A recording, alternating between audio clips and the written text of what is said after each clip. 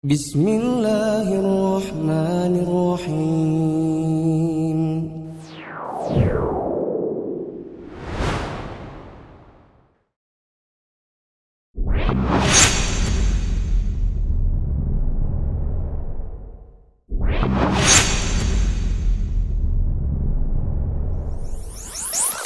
Bismillahirrahmanirrahim. Assalamualaikum warahmatullahi wabarakatuh. Alhamdulillahirrabbilalamin. Wassalatu wassalamu ala ashrafil anbiya wal mursalin wa ala alihi wa ashabihi ajma'in. Teman-teman yang dirahmati Allah, pada video hari ini kita akan menyimak kaidah 1 dan kaidah 2 yang dimuat di dalam Al-Qawaid Al-Arba'. Matan Al-Qawaid Al-Arba'. Matan Al-Qawaid Al-Arba'. Bismillahirrahmanirrahim. Dengan nama Allah yang Maha Pengasih, Maha Penyayang. As'alullah al-karima rabbal ashir azim ayyatawallaka fid dunya wal akhirah wa ayyaja'alaka mubarakan aynama kunt. Aku memohon kepada Allah Ta'ala yang Maha Mulia, Rabb yang memiliki arsy yang agung, agar senantiasa membimbingmu di dunia dan akhirat, dan menjadikanmu seorang yang menebar kebaikan di mana saja engkau berada. Wa ayyaja'alaka mimman idza u'tiya syakar wa idza ibtuliya sabar wa idza adnaba astaghfar fa inna haula'i thalatha unwanus sa'adah. Semoga Allah Ta'ala juga menjadikanmu sebagai orang yang jika diberi akan bersyukur, jika diuji akan bersabar, dan jika berbuat dosa akan beristighfar, meminta ampun. Karena sesungguhnya 3 hal tersebut adalah tanda-tanda kebahagiaan. I'lam arsyadakallahu li ta'ati annal hanifiyyata millata Ibrahim an ta'budallaha wahdahu mukhlishan lahuddin. Ketahuilah, semoga Allah selalu memberimu petunjuk dalam menjalankan ketaatan kepadanya, bahwa sesungguhnya hakikat dari ajaran Hanifiyah, agama Nabi Ibrahim alaihissalam, adalah agar engkau beribadah kepada Allah dengan mengikhlaskan ibadah itu hanya untuk Dia semata. Kama qala ta'ala, sebagaimana firman-Nya, wa ma khalaqatul jinna wal insa illa liya'budun. Dan tidaklah aku ciptakan jin dan manusia, melainkan agar mereka beribadah kepada-Aku saja. Quran Surah Az-Zariyat ayat 56. Fa idza arafta anna Allah khalaqaka li'ibadatihi fa'lam anna al-ibadata la tusamma ibadatan illa ma'at tauhid. Kama anna as-salata la tusamma salatan illa ma'at taharati. Fa idza dakhala asy-syirku fil ibadati fasadat kal hadathi idza dakhala fit taharah. Jika engkau telah mengetahui bahwa Allah Ta'ala telah menciptakanmu agar engkau beribadah kepadanya, maka sekarang ketahuilah bahwa suatu ibadah tidak akan disebut ibadah yang sesungguhnya kecuali dibarengi dengan tauhid. Sebagaimana salat tidak akan disebut salat yang sesungguhnya kecuali jika dibarengi dengan taharah atau bersuci. Jika kemusyrikan masuk dalam sebuah ibadah, maka rusaklah ibadah itu. Sebagaimana halnya jika hadas masuk dalam proses taharah. فإذا عرفت أن الشرك إذا خالط العبادة أفسدها وأحبط العمل وصار صاحبه من الخالدين في النار عرفت أن أهم ما عليك معرفة ذلك لعل الله أن يخلصك من هذه الشبكة وهي الشرك بالله الذي قال الله فيه. Jika engkau telah mengetahui bahwa kemusyrikan apabila mencampuri sebuah ibadah, maka akan merusak ibadah tersebut dan akan menghapuskannya serta menyebabkan pelakunya kekal di dalam neraka.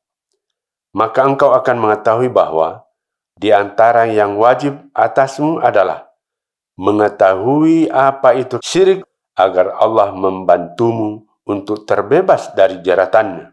Syirik itu sebagaimana yang Allah firmankan, Inna Allah la yaghfiru an yushraka bihi wa yaghfiru ma duna dhalik ويغفر ما دون ذلك لمن يشاء.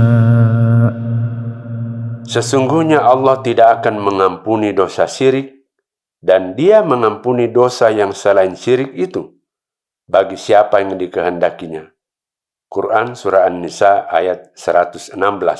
وذلك بمعرفة أربع قواعد ذكرها الله تعالى في كتابه. Engkau akan mengetahui hakikat syirik dengan lebih jelas dengan memahami 4 kaidah yang Allah sebutkan di dalam Al-Quran sebagai berikut. القاعدة الأولى Kaidah pertama, أن تعلم أن الكفار الذين قاتلهم رسول الله صلى الله عليه وسلم يقرون بأن الله تعالى هو الخالق المدبر وأن ذلك لم يدخلهم في الإسلام. ketahuilah bahwa orang-orang kafir yang diperangi oleh Rasulullah sallallahu alaihi wasallam juga mengakui bahwa Allah itu Maha Pencipta dan Maha mengatur segala urusan. Namun pengakuan mereka itu tidaklah otomatis membuat mereka dianggap masuk ke dalam Islam. والدليل قوله تعالى Dalilnya adalah firman Allah, قل من يرزقكم من السماء والأرض أم من يملك السمع والأبصار أَمَّنْ يَمْلِكُ السَّمْعَ وَالْأَبْصَارَ وَمَنْ يُخْرِجُ الْحَيَّ مِنَ الْمَيِّتِ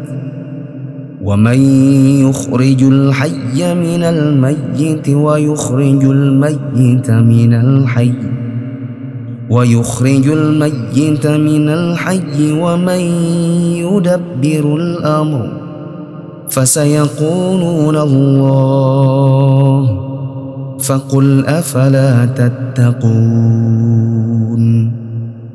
katakanlah, siapakah yang memberi rezeki kepadamu dari langit dan bumi? Atau siapakah yang kuasa menciptakan pendengaran dan penglihatan? Dan siapakah yang mengeluarkan yang hidup dari yang mati? Dan mengeluarkan yang mati dari yang hidup? Dan siapakah yang mengatur segala urusan? Maka mereka akan menjawab, Allah. Maka katakanlah, mengapa kamu tidak bertakwa kepadanya? Quran Surah Yunus ayat 31. القاعدة الثانية Kaidah kedua, أنهم يقولون ما دعوناهم وتوجهنا إليهم إلا لطلب القربة والشفاعة.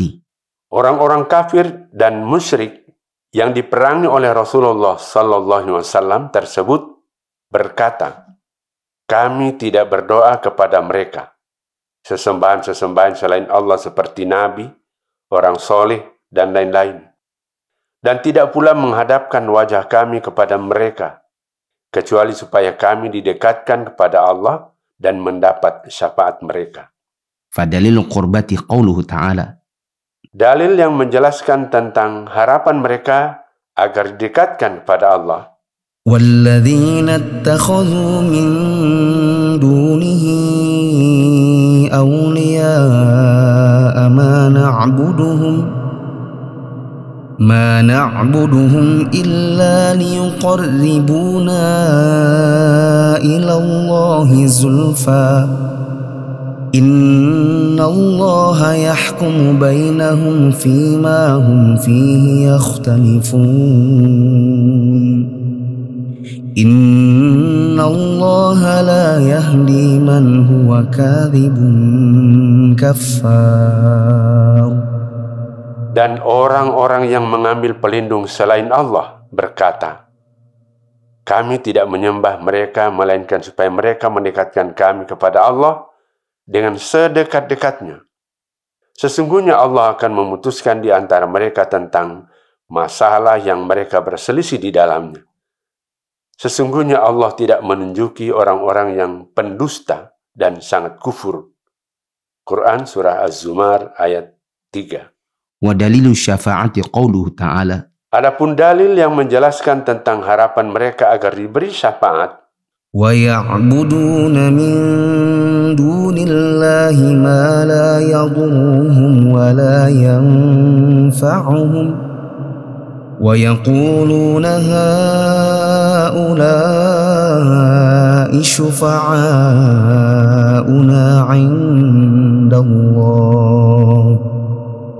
Dan mereka menyembah sesuatu selain Allah yang sebenarnya tidak dapat mendatangkan mudarat ataupun manfaat kepada mereka.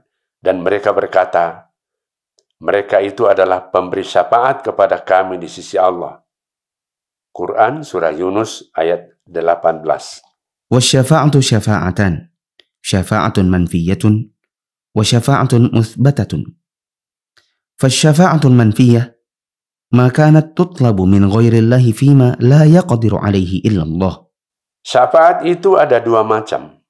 Syafaat manfiyah atau yang ditolak dan syafaat muthbatah yang diterima.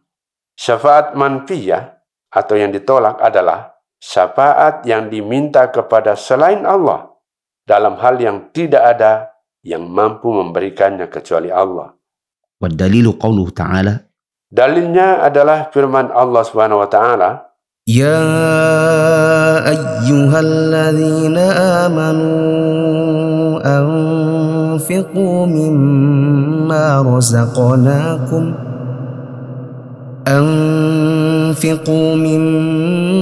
رزقناكم من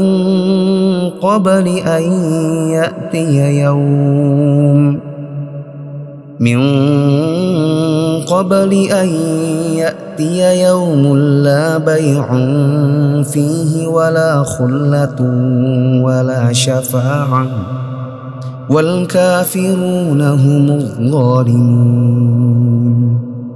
hai orang-orang yang beriman, belanjakanlah di jalan Allah sebagian dari rezeki yang telah kami berikan kepadamu sebelum datangnya hari yang pada hari itu tidak ada lagi jual beli dan tidak ada lagi persahabatan dan tidak ada lagi syafaat, dan orang-orang kafir itulah orang-orang yang zalim. Surah Al-Baqarah ayat 254. والشفاعة المثبتة هي التي تطلب من الله والشافع مكرم بالشفاعة والمشفوع له من رضي الله قوله وعمله بعد الإذن. Syafaat muthbatah atau yang diterima adalah syafaat yang diminta kepada Allah. Syafi yang memberi syafaat dimuliakan Allah dengan hak untuk memberikan syafaat. Masyfu' lahu atau orang yang diberi syafaat adalah orang yang Allah ridhoi perkataan dan perbuatannya dan akan diberi syafaat yang diminta setelah adanya izin dari Allah.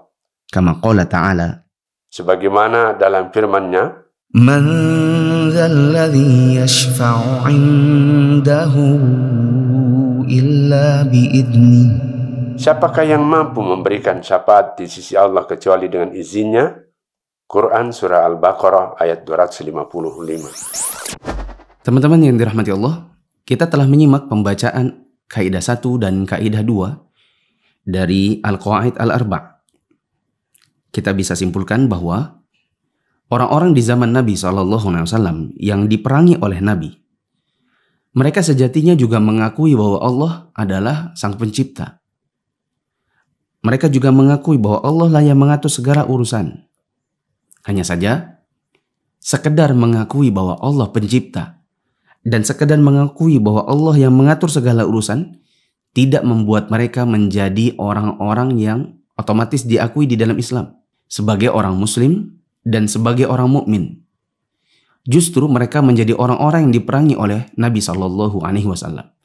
Kalau ditanya kenapa mereka diperangi padahal mereka mengakui bahwa Allah Pencipta dan Allah yang mengatur segala urusan, maka jawabannya adalah mereka tidak menyembah Allah semata. Sekedar mengakui bahwa Allah menciptakan dan sekedar mengakui bahwa Allah yang mengatur segala urusan, ini tidak bisa membuat seseorang otomatis langsung menjadi seorang muslim atau mukmin apabila dia tidak menyembah Allah semata dan mentauhidkan Allah di dalam peribadatannya. Untuk kaidah yang kedua, kita bisa ambil kesimpulan bahwa orang-orang kafir dan musyrik yang diperangi Nabi di zaman dahulu, mereka sejatinya mendatangi kuburan atau mendatangi pepohonan, memberikan persembahan atau peribadatan kepada Nabi, kepada orang-orang soleh, itu tidaklah semata-mata dikarenakan mereka mengakui sesembahan-sesembahan itu sebagai Tuhan. Tetapi sebagian dari mereka mengatakan bahwa kami ini hanya mendekatkan diri kepada Allah melalui mereka. Dan ini menunjukkan kepada kita bahwa mendekatkan diri kepada wali-wali, kuburan, pepohonan, orang-orang soleh yang dikultuskan hingga kemudian akhirnya menjadi sesembahan selain Allah, ini bisa menjatuhkan seseorang ke dalam kekafiran dan kemusyrikan. Meskipun mereka mengatakan bahwa mereka hanya sekedar mendekatkan diri. Karena biasanya yang seperti ini akan berujung kepada peribadatan kepada yang selain Allah. Insya Allah, kedua kaidah ini akan lebih didetailkan pada level yang berikutnya saat kita akan mensyarah secara mendetail Al-Qawaid Al-Arba' yang akan kita baca dari kitab Syarah Al-Qawaid Al-Arba' karya Syekh Sa'ad bin Nasir Asy-Syadzili hafizahullahu ta'ala. Demikian, subhanakallahumma wa bihamdika asyhadu an la ilaha illa anta astaghfiruka wa atubu ilaik. Wassalamualaikum warahmatullahi wabarakatuh.